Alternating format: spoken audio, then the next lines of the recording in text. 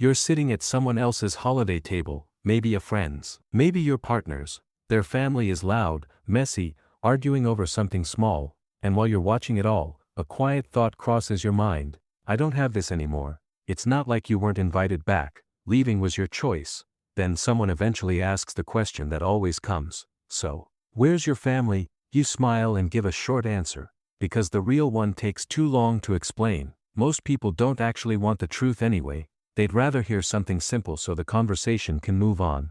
But the truth is heavier than that. And what people rarely understand is this. People who cut off their families are almost never the ones who gave up first. They're usually the ones who tried the longest. The reality of family estrangement. Estrangement is one of those words that sounds cold and clinical. But the reality is anything but. It's the birthdays that pass without a message. It's seeing someone who looks like your mother in a grocery store and feeling your chest tighten for a second.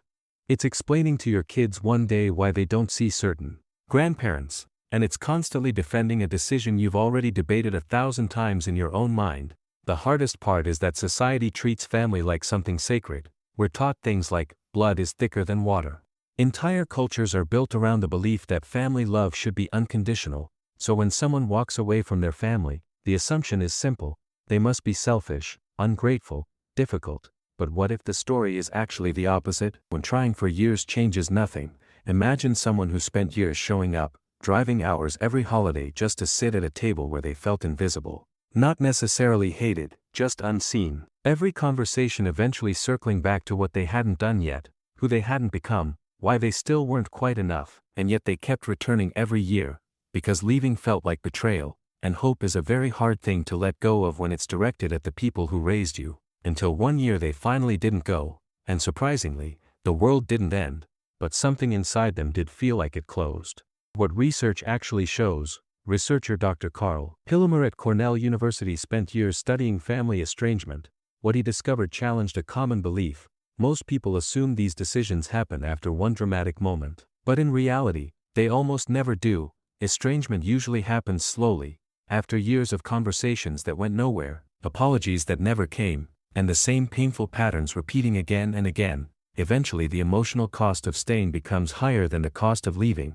At that point, walking away isn't impulsive, it's the result of years of thinking, the grief people don't see.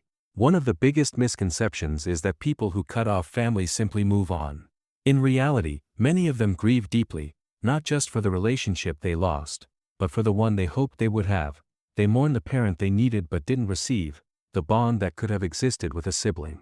The version of family that seemed normal everywhere else. That grief doesn't disappear just because the relationship ended, but something unexpected often appears alongside it. Quiet. For the first time in years, the constant emotional tension is gone, and that quiet can feel like relief.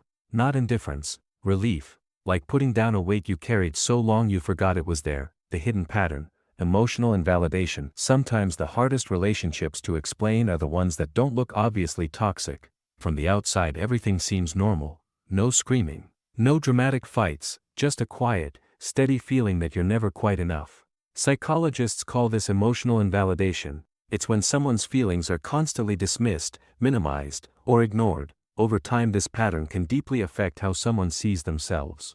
It teaches them that their needs are inconvenient, that who they truly are isn't fully welcome, and when that happens repeatedly, people slowly begin protecting themselves, not by fighting, but by stepping away. The guilt that follows, even when someone knows the relationship was hurting them, guilt often follows. That voice asking questions like, did I try hard enough? Should I have forgiven faster? Maybe I was the problem. But that guilt doesn't mean the decision was wrong. In many cases it means the opposite. It means the person actually cared.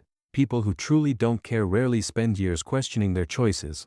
Cutting off family is rarely the easy path. It's choosing one kind of pain over another. Sometimes staying hurts, sometimes leaving does, and people simply choose the pain that allows them to breathe again. People who distance themselves from family are not always cold or dramatic. Often they are people who loved deeply.